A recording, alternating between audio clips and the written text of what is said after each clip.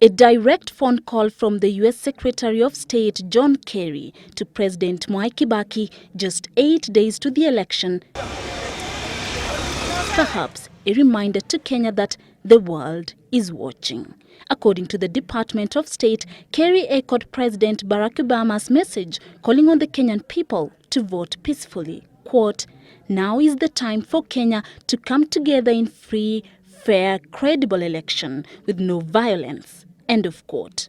2 weeks ago, President Barack Obama said the U.S. supports free and credible elections and would not endorse any candidate for office, a stand which has been contradicted by the U.S. Assistant Secretary of State for African Affairs, Johnny Carson, who said the choice of president would have consequences.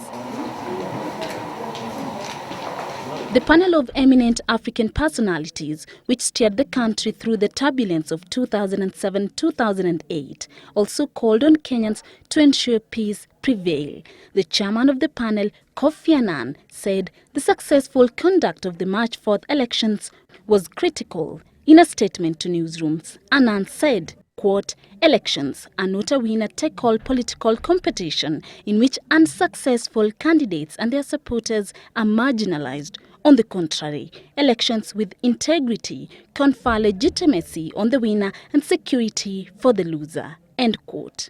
Of critical importance to Annan is that the results of the elections, if freely and fairly arrived at, must be respected. Should there be disputes, they must be settled through the appropriate judicial mechanisms.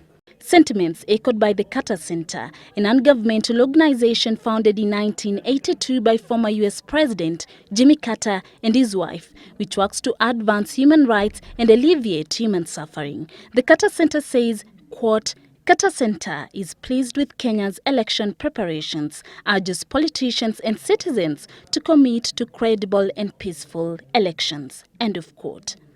The center also gave a thumbs up to the Independent Electoral and Boundaries Commission, IEBC, saying the IEBC had administered election preparations in a competent manner. Judy Kosgei, Citizen Weekend.